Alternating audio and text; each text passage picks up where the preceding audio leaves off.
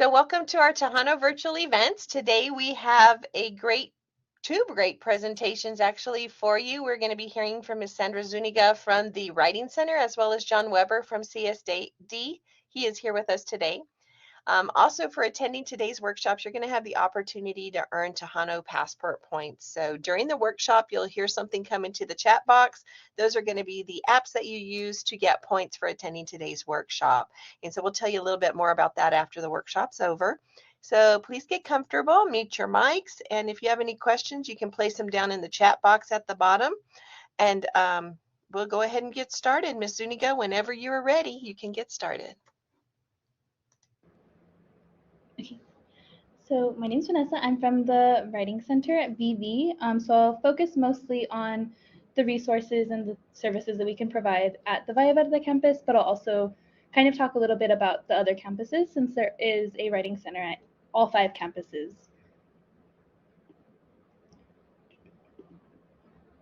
Okay, so these are some of the things that I'm going to cover today. Just a general overview of like what the Writing Center is, how it works, and where we're located. So this is our mission statement. We provide one-on-one assistance for anyone who is interested in writing. So not only can we help students, faculty, and staff of EPCC, but we can also help the El Paso community. So you don't need to be a student to come and visit us. Our sessions are collaborative. Our main goal in our sessions is to help you become better writers. So we're not editors. We're not necessarily going to just make all the corrections on your paper, but we are here to help you become better writers. So yes, like I said, our sessions are collaborative. Our goal is to help you develop your writing skills, not only as writers, but also as editors and readers. We can help at any and all stages of the writing process. So for example, if you get your assignment guidelines and you're not sure how to begin, you're not sure what you want to write about, you're not even sure exactly what your instructor is looking for, we can help you with understanding the prompt, help you brainstorm your ideas for what you want to write about in this essay, and then all the way until your final edits. We can also help with any type of citation formats from MLA, APA, Chicago, and also AP citations. We can help with all kinds of writing. As like I said, you don't have to be a student, so it's not limited only to class assignments. We can also help you with your resume, job applications, scholarships, and if you write creatively, we can also help with that as well. So if you write poems, short stories, you can come and see us and we'll help guide you throughout your process.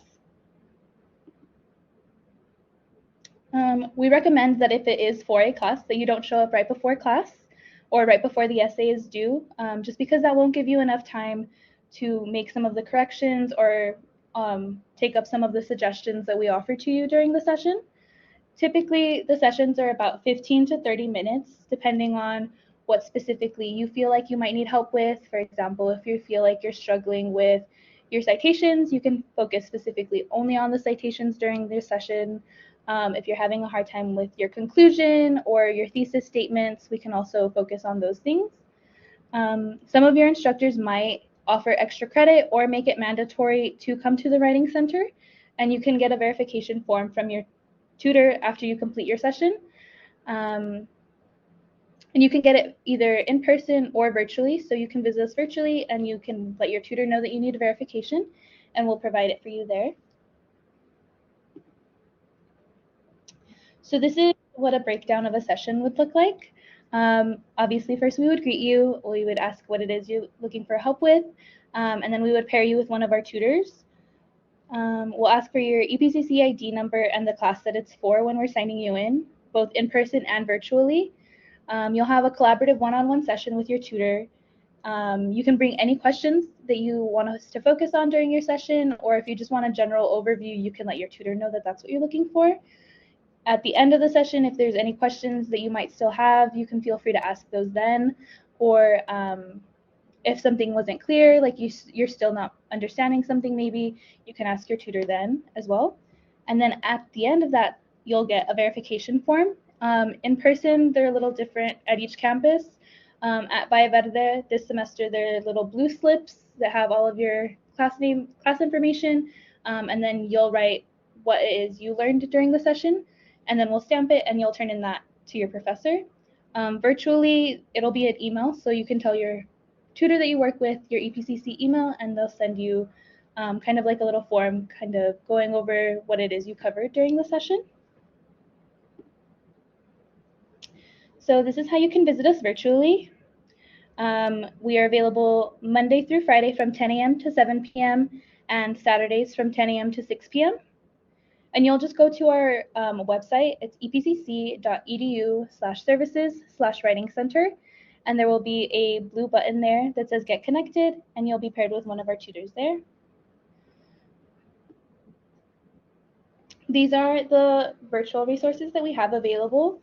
We have handouts that you're able to access as PDFs, and you can access those also through our EPCC website or through the library. On our website, it'll be a button on the left-hand side of the page that says More Resources in My EPCC, and you'll click on that, and it'll give you a list of all of the different handouts that we have. Also on that website, it'll have a link connecting you to our YouTube playlist. We have a bunch of videos that we've created on the same topics as the handouts. They just go a little bit more in depth than the handouts themselves do.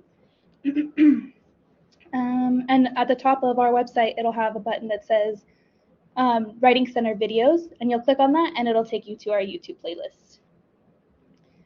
As EPCC students, you also have access to Grammarly EDU, which is a really great tool to take advantage of while you have access to it.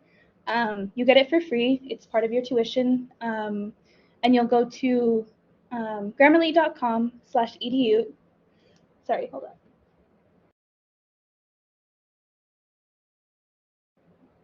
Sorry.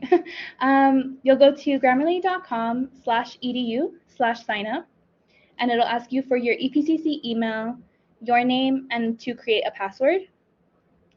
I always really recommend students take advantage of this. I use it every day.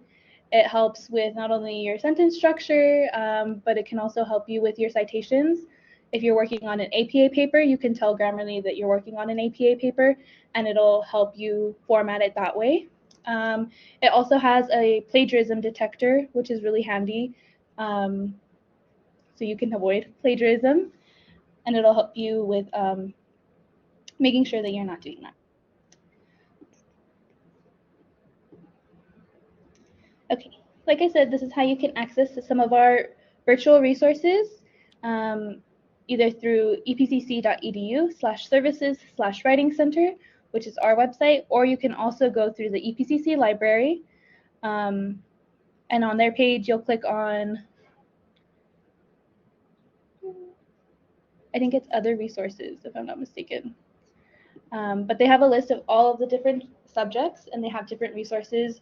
If you click on Writing Center, it'll have all of our handouts as well.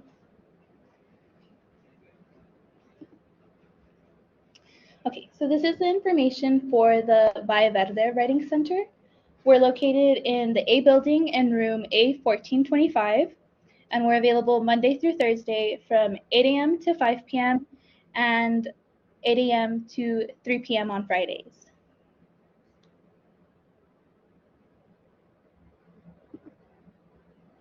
You can also visit us at any of the other 4 locations. We have, like I said, we have a writing center at every campus. Some of the in-person hours vary between campuses, as you can see, but these are all of their room numbers. So Mission del Paso is located in room E111, Northwest in A104, Rio Grande recently moved, and so now they're located in B403, and then at Trans Mountain, they're located in room A1200. So I'll leave it here in case you guys want to write down some of this information or their hours for a little bit.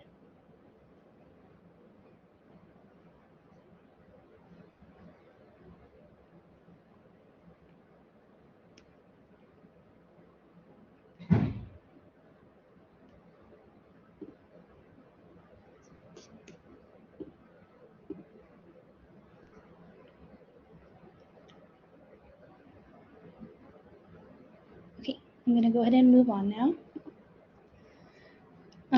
Our in-person resources at the Valle Verde campus are our handouts. These are the exact same ones that you'll find on our website, but they're printed out for you. So if you feel like it's easier for you to have it in a printed out version, or if it's easier to access it on our website, you can access it either of those ways. We also have a selection of textbooks that you might need in some of your English classes, such as a writer's reference. We also have the Norton's field guide, and those you can use in our center like while you're using our space. And then we also have a take a book, leave a book library. You can, if you have free time, you can come in and read those. If there's a book that you want to add to your own library, you're more than welcome to take it. And also, if you have any books that you no longer want, you can also donate them, and we'll have them there for other students to have access to them as well. Okay, so like I said, for the Grammarly EDU, you'll go to grammarly.com/edu/signup. It's super, super, super important that you go to the EDU version of the website, because if you just go to the grammarly.com/signup page, it won't give you access to the EDU version of Grammarly, which is essentially the same thing as the premium version, except for you don't have to pay for it. So yeah, you'll go to the EDU sign up page, and they'll just ask you, like I said, your name, your EPCC email, and then it'll have you create a password. From there, you'll get an email to your EPCC email with a code that you'll type in, and then you'll be able to access Grammarly both in the browser. You can also download the extension for your preferred browser, and you can also download it for Word. So anytime that you're writing anything in Word, Grammarly will be there open.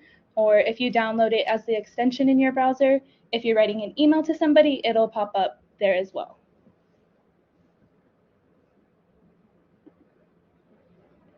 Okay, and this is how you can contact us. Like I said, we're in room A 1425. Our email is epccwc@epcc.edu. And then our website, epcc.edu/services/writing center. And our phone number is 915-831-2149. And then lastly, these are some of our frequently asked questions. Can I drop off my essay? So no, our sessions, as I mentioned earlier, are collaborative with students and aim to help students strengthen their skills. So in that case, we do not allow them to be dropped off or emailed because we want you to be present in the session. And then who can visit the Writing Center? As I mentioned earlier, our services are available to all EPCC students, faculty, and staff, as well as the El Paso community as a whole. And then, does my essay need to be complete for a session? So no, you can come and see us at any point in your writing process. So from the very beginning, when you're barely starting your essay, you can come and see us and we can help guide you at the beginning. Or if you want us to just do a final run through and see if there's any last minute things that you can fix, we can do that as well before you turn it in. And then, do I need to work with a tutor to visit the Writing Center? No, so you can come in and just use the space. We try to make it a super welcoming, quiet space for you to be able to work on your own assignments on your own. And you can also use our computers to print as well. But if you are looking for the verification form, in that case, yes, you do need to work with a tutor. But if you just need a quiet space to work, you can come into the Writing Center and we'll let you work on your assignments there. Okay, so that's pretty much all of my presentation. Does anybody have any questions?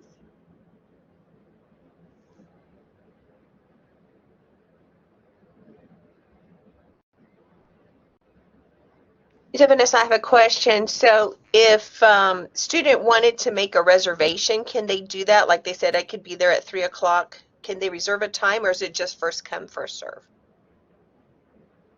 No, they can absolutely make an appointment. We don't really have too many students that make appointments, but sometimes they do. You can just email us with the day and the time that you would like to have your session, which campus you'd like to have your session at, or if you'd want to have it virtually. And then if there's a specific tutor, the more you come to the Writing Center, you might become more familiar with certain tutors. So if there's a specific tutor you'd like to work with, we ask that you include that in the email as well.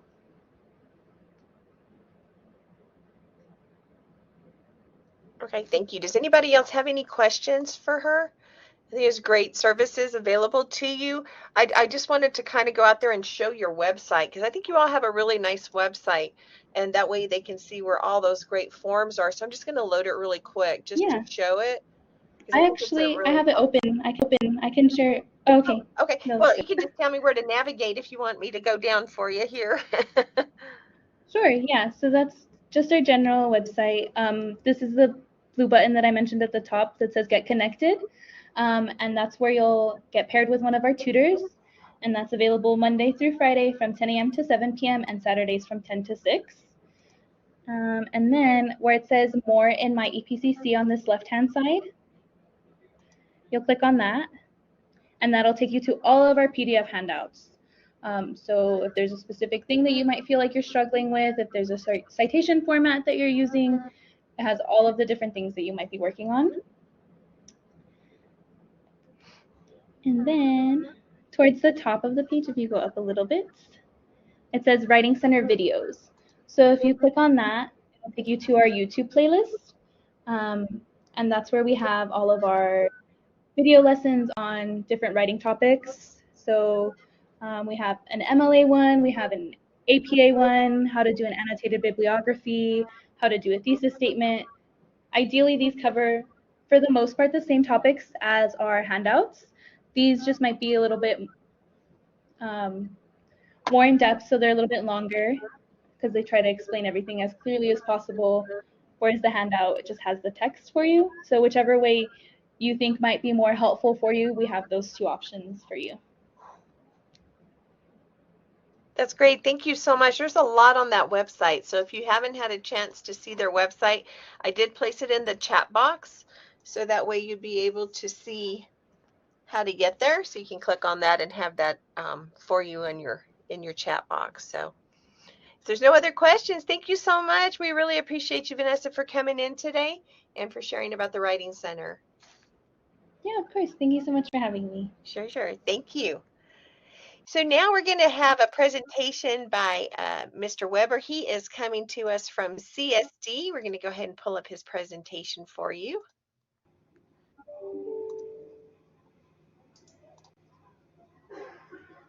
There you go, Mr. Weber, whenever you're ready.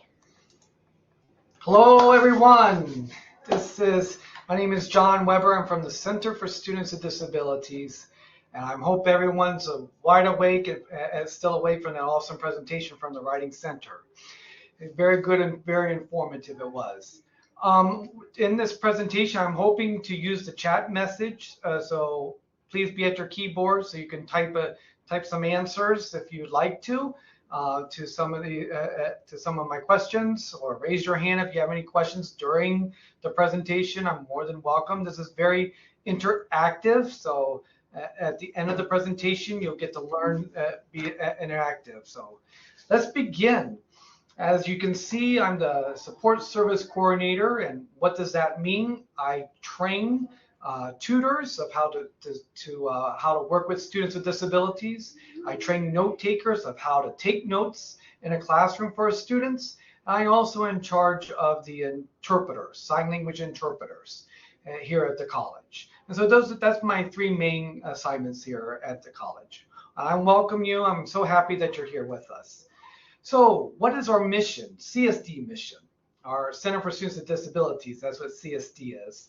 And it is to provide students with academic, career, personal guidance and support so that the students may meet their educational goals, whatever those educational goals are.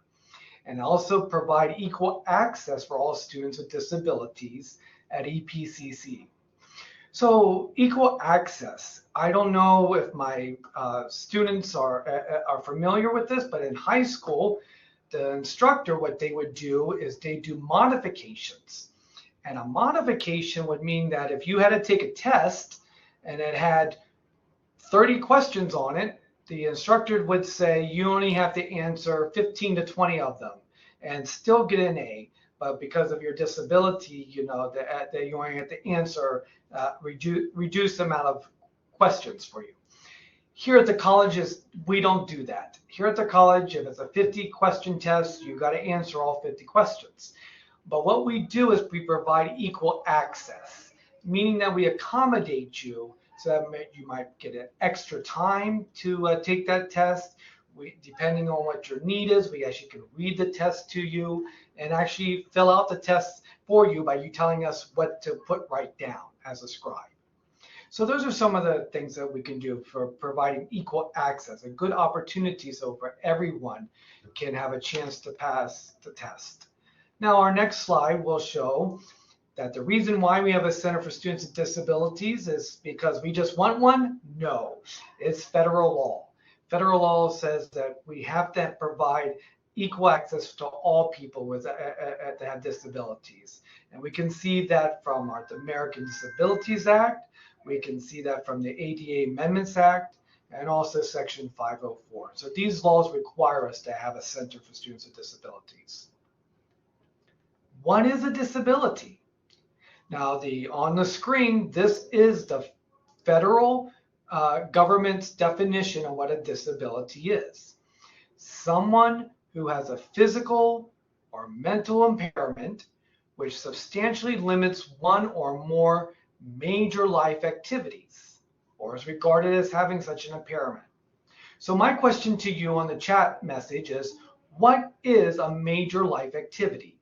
What would limit one or more major life activities? Go ahead and write anything you think of in the chat message.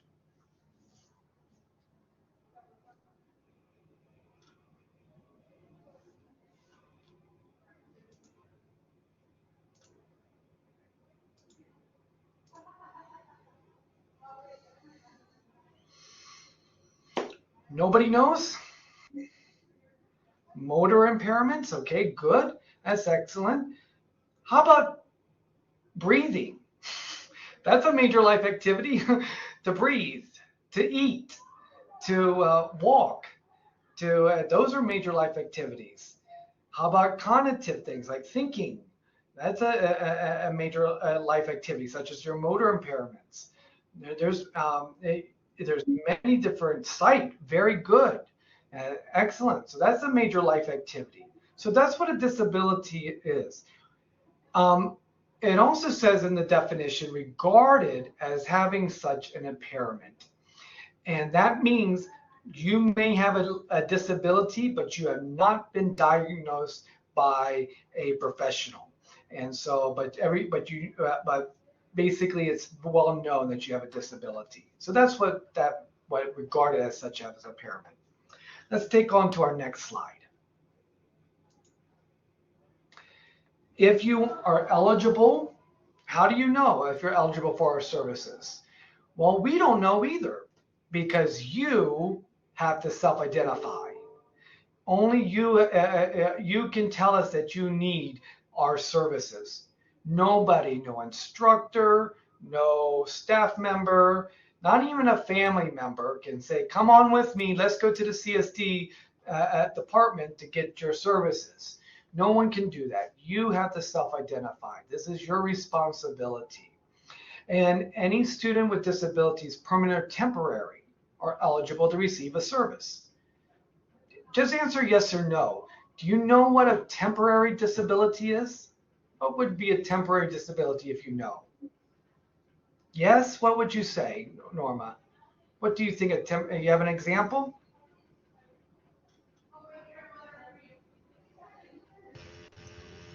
Yes, like breaking a leg. Excellent, breaking your leg, because but we here would be more like breaking your wrist or your hand because you can't write, and so therefore we will send someone to write notes for you, or actually become a scribe and write for you. Excellent. Let's see. Confidentiality. Oh, super important. Federal law tells us we have FERPA, which you see there, Family Education Rights and Privacy Act. Yes, the Center for Students with Disabilities and all of the departments here, if they have to go underneath the FERPA law here. That means instructors, and if you're students here, that means your instructor either does not know what your disability is. Nobody knows what it is except whoever you inform. So, and you don't have to inform anybody except at least the counselor so you can actually get our services. But that's all confidential. So if you have a tutor and your tutor and you have someone tutoring you, they don't know what your disability is, your learning disability is. And so we cannot assume that somebody has a disability or does not have one. So remember, that's why it's so important for students to self-advocate for themselves. Now here is something, a lot of words on this one, but this one's very important. So please take a close look at this slide. It says sensitivity toward all students, people first language. And that's important, people first language, because when you see a person, what do you see? The person, not their disability. And it's the understanding that people with disabilities are people first who just happen to have a disability. So if you notice throughout this presentation, I've been saying a person with a disability.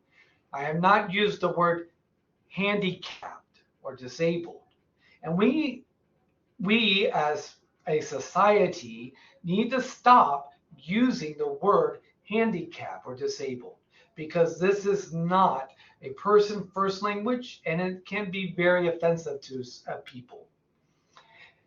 If you have a person with a disability, the opposite would not be a normal person, but a person without a disability. So a person with a disability, a person without a disability. Then we have the proper term for the deaf and hard of hearing. We do not say hearing impaired. And you still see some of those on the old TV networks that says this is for the closed caption for the hearing impaired. And so they're using those hearing impaired words, and that is not really acceptable anymore. That's not the politically correct term. So we say the deaf or the hard of hearing, and we don't say dumb and mute. And sad to say, in Mexico, that's what they still call deaf people, is deaf and mute, dumb and mute. Here's something that's just sad because of the English language that we have to use. See, most of the time people can just ramble on with their words, and they just say, oh, that person's slow, or that's a special person. But what they really should be saying is that it's a person with an intellectual or developmental disability. Now, what's the problem with saying that? Is that the word special or slow only has one or two syllables. Let's take this one. Person with intellectual disabilities. That is what, 12 syllables. Now, if you're in a rush and you're just talking away, many people are not going to say a person with intellectual disabilities. They're just going to say, oh, that person's slow or that person's special. And see, we have to start thinking before we speak. And so getting in the training of our habit of saying, if that's too long for you to say, just say a person with a learning disability. That works. Another one is a person who uses a wheelchair, one who's not confined to a wheelchair or wheelchair bound. And you might have actually heard of handicap parking because you need the HC sign on your car. Well, actually, that's not a proper term either. We want to call it the accessible parking. Or we don't call it the handicap bathroom, we call it the accessible bathroom. And sometimes we can just call it the family bathroom as well, because it's big. Those rooms are big enough for wheelchair access. And lastly, we don't say they're crazy or nutty people or psycho. Those terms are definitely wrong to use. And we need to get these words out of our vocabulary, stop using them, and start using the proper terms, such as a person with an emotional disability or a person with a mental health disability. And people do that all the time, especially when you see a student or a person just walking, pacing back and forth or talking to themselves, and you say, oh, that person's nutty or psycho. It's like, no, we don't say that. Say there's a person with a mental health disability. So please try your best to start using people first language. Our next slide is service animals. It is legally we can, now when I say we, I'm talking about anybody. Anybody can only ask legally 2 questions when they see a dog that has a dog in a business or an educational place. And that is this a service animal? And the second question is, what work or task has the animal been trained to perform? Now, you see the dog as a service animal. What's the bottom animal? What is that? What type of animal is that? Does anyone want to type in their answer? What is that?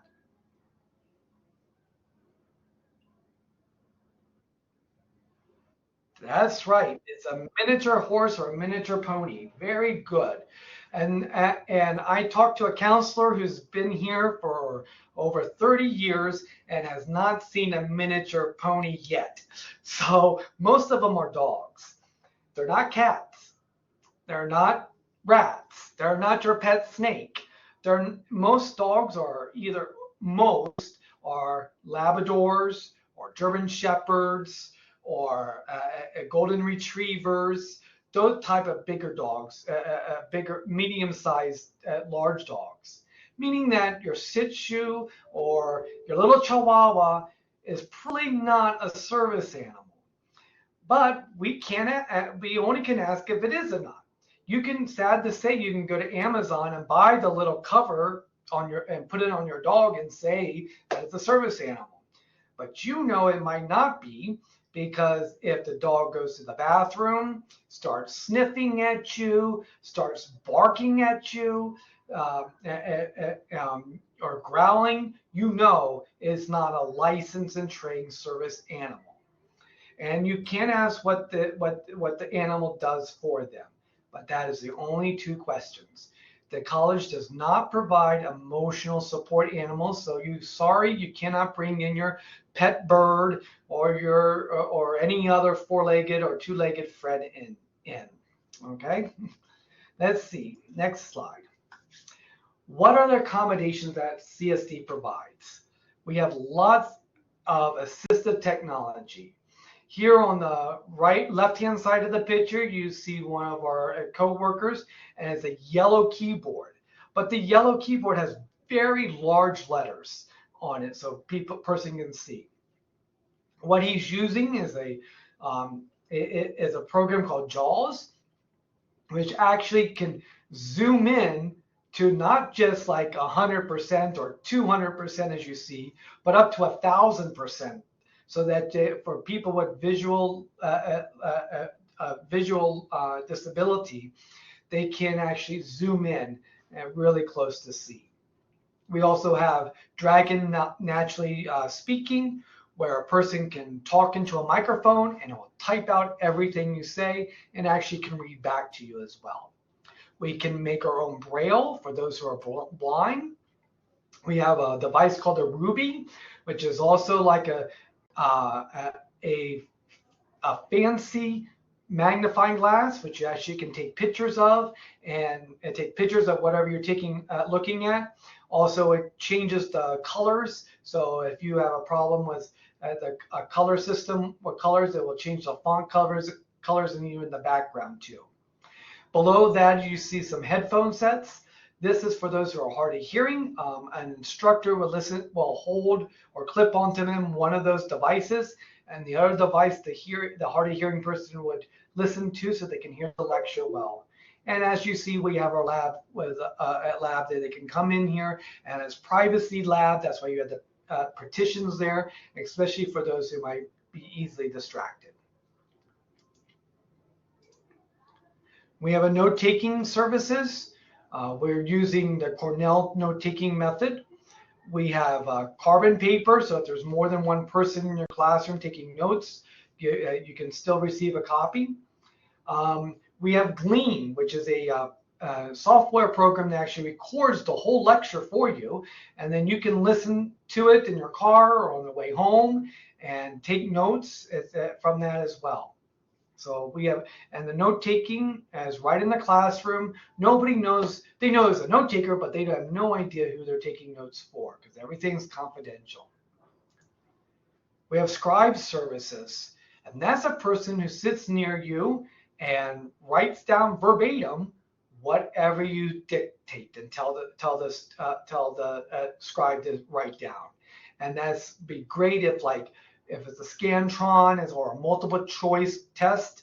They'll say, what's the answer? And you tell them it's A or B or C, and they'll circle in for you. Or you have to write an essay, and they'll sit there and write it or type it for you, depending on what your need is. Testing services.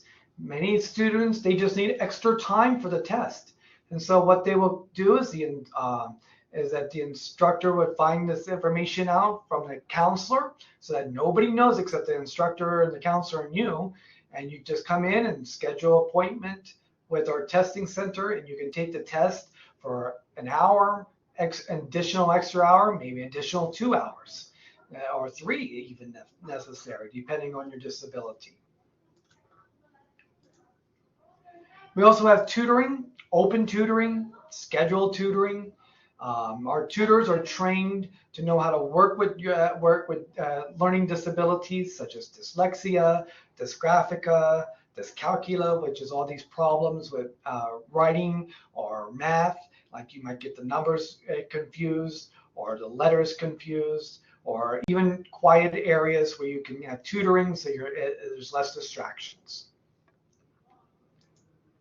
And finally, we have interpreting services for our deaf and hard of hearing. And I really want to get involved a little about this because you might actually meet a sign language interpreter and you say, oh, well, all they're doing is flapping their hands around. And that's not what they're doing. They are not signing a word for word, but they're doing the thought and the concept, the meaning behind what you're saying. And that's the interpretation.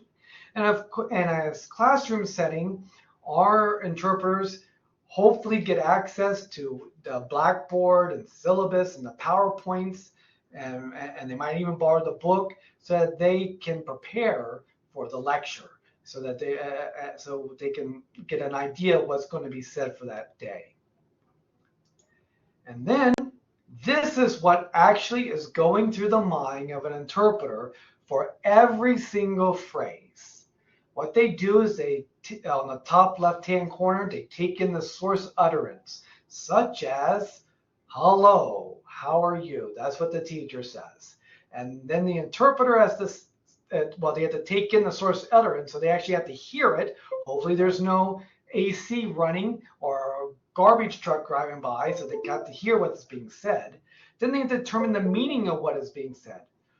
It's like, what does hello mean? How are you? And then identify the speaker's intent. When they say, how are you? Are they actually asking you, how are you? Do they want a response back, or are they just saying it? How are they saying it? Hello, everyone, or hi, everyone, or hey, you, hello, what's up? They identify the speaker's intent. Then they have to search for the cultural linguistic equivalences into the ASL, American Sign Language, to see the cultural of the equivalence of what that intent and words mean. They have to then search for the words in that target language. Maybe it's English because they're interpreting from the deaf person signing, and they have to switch it to English. So now they're looking for the words that's equivalent to that sign. Then they have to actually express the interpretation into a completely full, coherent English sentence, or into the sign language. The same thing, express it in the sign language. And as they're signing it or voicing for you, they have to monitor their internal and external feedback. So does the person understand? Are they getting their facial expressions of you? Like that person has no idea what they're saying, or the same way that that person doesn't understand what the interpreter is saying, what the hearing person is saying. And that's going on all in a split second, about two seconds, because this is what's going on through every single phrase. So no, the interpreter is not there just flapping their hands. So please be appreciative of them. And if you'd like to become an interpreter, we do have a wonderful sign language program here at the college that if you'd like to major in as well.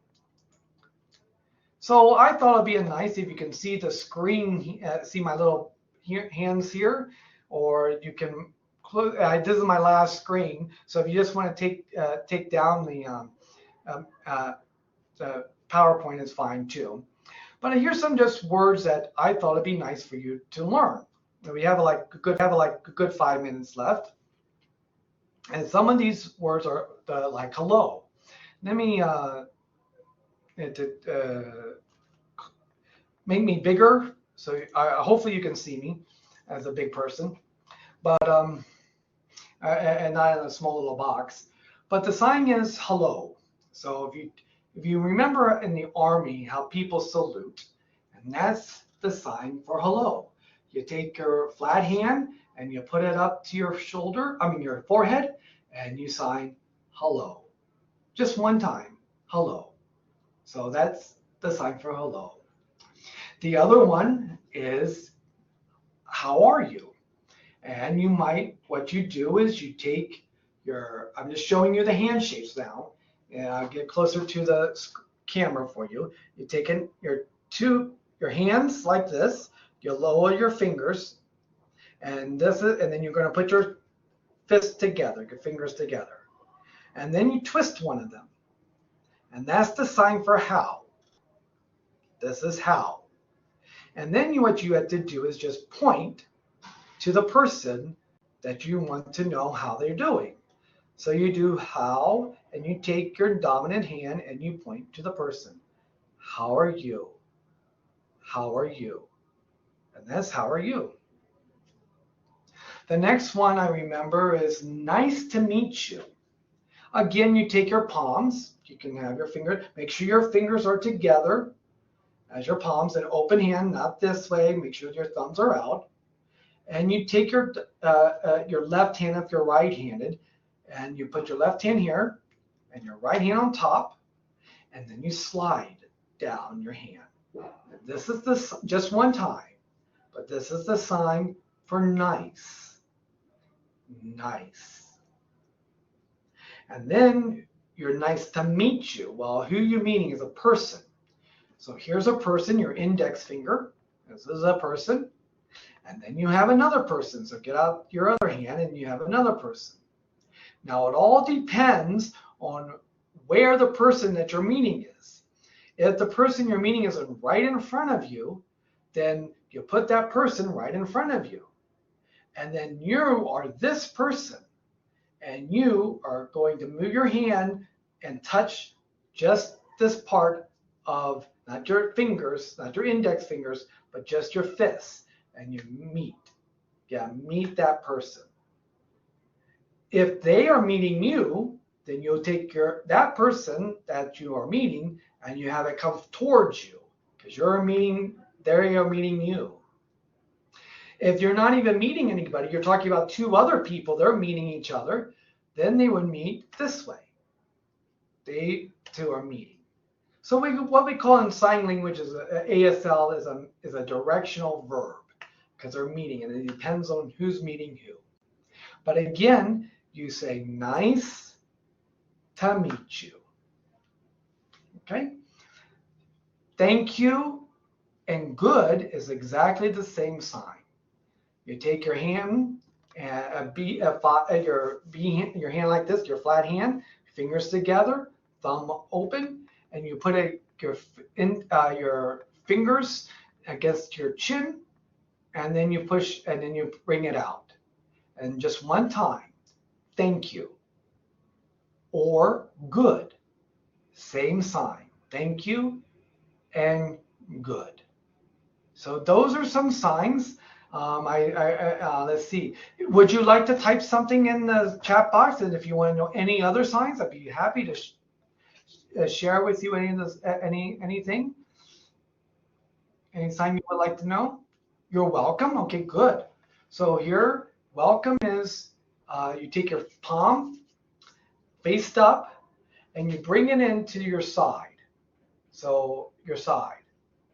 Let me lower my. screen down so you can actually see. Welcome. Welcome.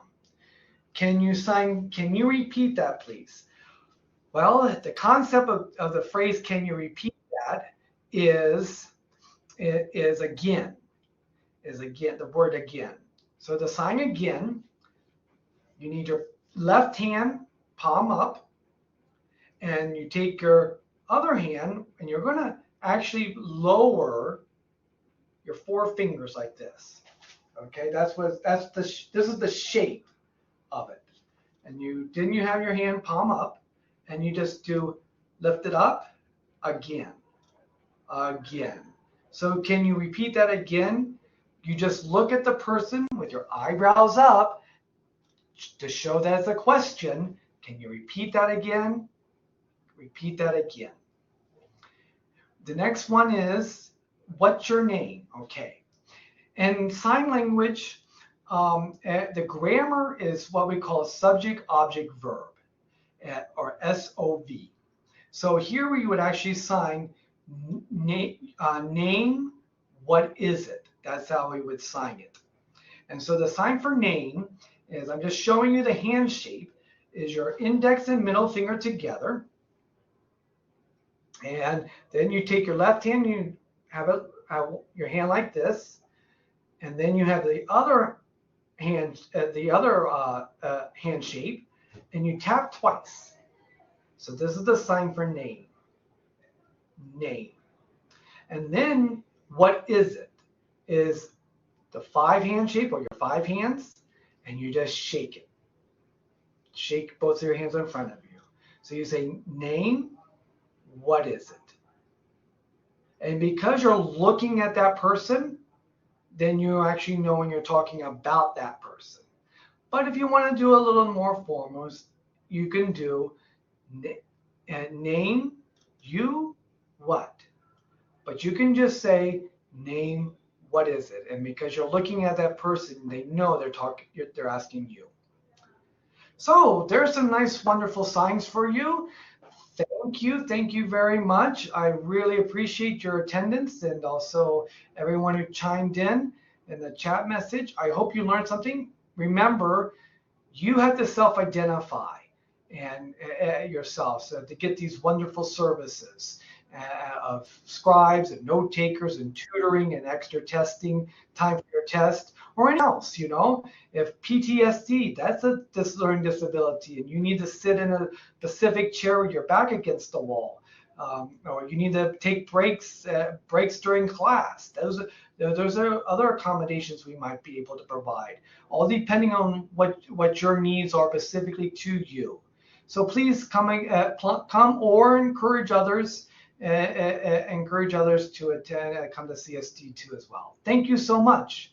Thank you. Thank you so much, John. These are great tips, and you never know how many services are available to you. So is there any questions? So in the chat box, I have put the website to CSD, as well as the website to the program he spoke about, the Sign Language Interpreter Preparation Program, if that's of interest to you. Those are available to you there. So again, thank you, John. Also, thank you to Vanessa for these great programs. Like I said, if you never know what's available to you, come and ask, because there is a lot of services. I also would like to invite you all to look in the chat. I put in the Tejano Passport points in there, and I'm going to call up the flyer right now as well. So this is how you can get involved with the Tejano Passport program, where you get points for any of the programs you attend here at the college. There's a QR code for you to sign up, and then the code for today's session is in the chat. So again, thank you to both Ms. Zuniga and Mr. Weber for providing these workshops. Next Friday, we will be hearing from Mr. Blake Clemisara from the library, so 1 o'clock next Friday. So I hope you all have a great weekend, and come and see us again. Thank you. Bye-bye. Have a great weekend.